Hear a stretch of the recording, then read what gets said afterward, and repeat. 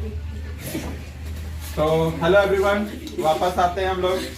आज हम लोग जो चैप्टर शुरू करने जा रहे हैं ये हमारे ज्योग्राफी का एक चैप्टर है जो 7th क्लास से मैंने उठाया है, और इस चैप्टर का नाम है इंटीरियर ऑफ द अर्थ। यानी आज हम लोग जो पढ़ने वाले हैं उस चैप्टर में हम लोग ये जानेंगे कि हमारा पृथ्वी जो है वो उसके अंदर में क्या है, उसके अंदर किस किस चीज से वो बना हुआ है और अंदर में कितने लेयर्स हैं, उन सारी चीजों के बारे में हम एक एक करके डिस्कस करेंगे। तो शुरू करते हैं। सबसे पहले हम लोग जानेंगे हमारा अर्थ जो है वो 3 लेयर से मिलकर बना हुआ है, और उन तीनों लेयर का नाम यहाँ पे है क्रस्ट, मेंटल और कोर। ठीक है, हमारा पृथ्वी का 3 लेयर, तीनों लेयर का नाम क्या है? क्रस्ट, मेंटल और कोर, जिसको हम लोग हिंदी में भूप्रपटी, प्रवाह और क्रोड कहते हैं। जैसे एग्जांपल के तौर पे समझते हैं, जैसे हमने एक प्याज देखा है, तो प्याज को अगर हम ऑब्जर्व करेंगे तो प्याज में कई सारे लेयर्स होते हैं। जब आप उसको खोल के देखिएगा तो उसमें कई सारे लेयर्स होते हैं। ऊपर वाले लेयर्स को हटाएंगे तो अंदर वाला लेयर्स दिखेगा, अंदर वाला लेयर्स आएगा, फिर उसके अंदर एक लेयर होगा, ऐसा ही चलते जाता है। लेकिन इस तरह से हमारे अब पृथ्वी में ढेर सारा लेयर्स नहीं है, हमारे पृथ्वी में मात्र ये 3 लेयर है। ठीक है, पहला लेयर सबसे ऊपरी लेयर को जिस पर हम लोग रहते हैं उस लेयर को हम लोग क्रस्ट कहते हैं, उसके नीचे वाले लेयर को हम लोग मेंटल कहते हैं, और सबसे नीचे वाले लेयर को हम लोग कोर कहते हैं। तो सबसे पहले ऊपर वाले लेयर की मोटाई जो है वो लगभग 0 से 35 किलोमीटर के बीच में है। ठीक है, 0 से 35 किलोमीटर के बीच में है।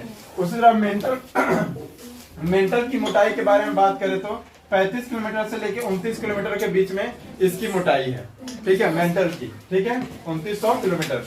उसके बाद फिर हम लोग कोर में आते हैं, तो कोर में जो है उसकी मोटाई 2900 किलोमीटर से 6400 किलोमीटर तक जाता है, जो सेंटर ऑफ द अर्थ तक जाता है, यानी पृथ्वी के केंद्र तक।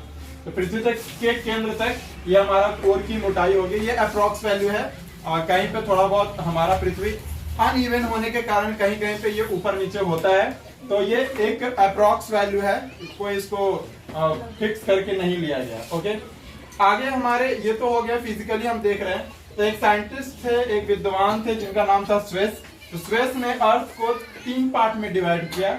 उन्होंने उसके रासायनिक संरचना को देखा। रासायनिक संरचना कहने का मतलब ये हुआ कि हमारा पृथ्वी जो है वो 3 अलग अलग भागों से मिलकर बना हुआ, या ऐसा बोलो कि 3 अलग अलग लेयर हैं, और उस लेयर में अलग अलग तरह का केमिकल पाया जाता है, अलग अलग तरह का एलिमेंट पाया जाता है, अलग अलग तरह का सब्सटेंस पाया जाता है।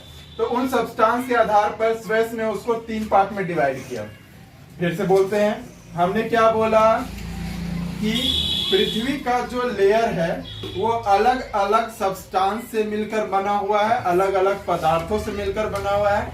उसके अकॉर्डिंग जो है वह स्वेस ने पृथ्वी के लेयर्स को 3 पार्ट में डिवाइड किया, जिसका नाम है सियाल, सीमा और निफे। ये सियाल, सीमा, इसका लिखने का रीजन कुछ और ही था। सियाल का मतलब होगा, SI का मतलब होता है सिलिका, और एल का मतलब होता है एल्यूमिनियम। ठीक है, तो सिलिका और एल्यूमिनियम ये दोनों जो है वो एक लेयर ऐसा है हमारा, जैसे हम बोलते हैं क्रस्ट। तो क्रस्ट जो है हमारा जो ऊपर वाला क्रस्ट है, तो ऊपर वाला क्रस्ट में सबसे ज्यादा यही पाया जाता है, सिलिका और एल्यूमिनियम पाया जाता है। अगले में जाते हैं लोग सीमा में। तो सीमा भी 2 वर्ड से मिलकर बना हुआ है, सिलिका और मैग्नीशियम। सिलिका और मैग्नीशियम, इसीलिए दूसरे लेयर को हम लोग क्या कहते हैं? सीमा कहते हैं। एंड द लास्ट लेयर उसको हम लोग निफे कहते हैं, निकेल और आयरन। इसको हम लोग क्या बोलते हैं? निकेल। Fe का मतलब आयरन होता है, ये इसका एलिमेंट का सिंबल होता है, इसी कारण से इसको Fe लिखा गया है, लेकिन इसका एक्चुअल नेम क्या होता है? आयरन। जो हम लोग लोहा हम लोग यूज करते हैं, दैट वही लोहा जो है वो यहाँ पे है। इसको हम लोग और भी डिटेल में जानेंगे आगे। ठीक है, आगे बढ़ते हैं हम लोग, इस पार्ट में हम लोग आते हैं। तो एक एक करके हम सारे लेयर्स के बारे में डिस्कस करेंगे। सबसे पहले हम डिस्कस करते हैं क्रस्ट के बारे में। ठीक है, तो क्रस्ट जो होता है वो पृथ्वी का सबसे ऊपर वाला लेयर है। पृथ्वी का सबसे ऊपरी लेयर को हम लोग, जिस पर हम लोग खड़े हैं, जिस पर हम लोग रहते हैं, उस लेयर को हम लोग क्या कहते हैं? क्रस्ट कहते हैं। ये upper most of the layer, ये मैंने बता दिया आपको। ये जो होते हैं यानी क्रस्ट जो है वो क्रस्ट हमारा कंटिनेंट, हमारे पृथ्वी के ऊपर में अभी कितने कंटिनेंट्स है? 7 कंटिनेंट्स है। उन 7 कंटिनेंट को हम कह सकते हैं कि वो 7 कंटिनेंट किससे बना हुआ है? तो क्रस्ट से मिलकर बना हुआ है। ठीक है, उसके बाद ओशियंस, बेसिन्स, मतलब समुद्र के नीचे वाला जो भाग है, समुद्र के नीचे वाला भाग, सबसे नीचे वाला लेयर, उसको ओशियंस बेसिन कहते हैं। तो हमारा ओशियंस बेसिन्स भी जो होता है वो भी क्या है? क्रस्ट है। अब हम यहाँ पे बात करते हैं, यहाँ पे सबसे पहले लास्ट में हमारा कंटिनेंट का जो थिकनेस है, यानी क्रस्ट में कंटिनेंट का अगर थिकनेस हम लोग जाके मापेंगे तो वो लगभग 35 किलोमीटर के बराबर में आएगा। हमारा कंटिनेंट जो है, जो क्रस्ट है, तो क्रस्ट जो है वो 35 किलोमीटर तक मोटा है।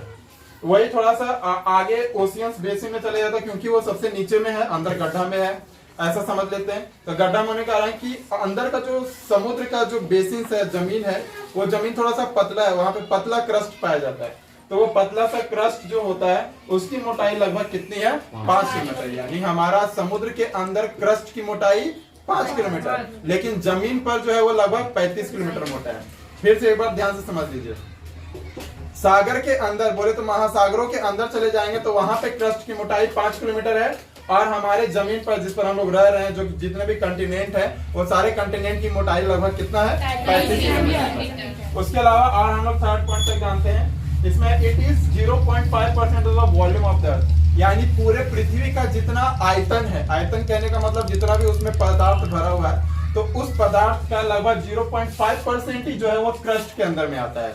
0.5% जो है वो क्रस्ट है पूरे वॉल्यूम का, पूरा उसका आयतन का, पूरा पृथ्वी का आयतन अगर हम लेते हैं उसका 0.5% हम लोग अगर उसका मतलब वॉल्यूम लेते हैं, तो 0.5% वॉल्यूम ही किसका होगा? क्रस्ट का होगा। आगे हम लोग जानते हैं हमारे क्रस्ट का जो एवरेज डेंसिटी है, डेंसिटी का मतलब घनत्व होता है कि पर ग्राम पर कितना उसका वॉल्यूम लाई करता है, इसी को हम लोग डेंसिटी कहते हैं। कभी इसका भी अलग से सेपरेट क्लास लूंगा मैं। इसका औसत घनत्व जो होता है वो 2.7 ग्राम पर सेंटीमीटर क्यूब होता है। यानी अगर हम 1 सेंटीमीटर क्यूब मिट्टी को निकाल के अगर हम उसको तौलेंगे तो उसका एवरेज जो वेट होगा वो कितना होगा? 2.7 ग्राम।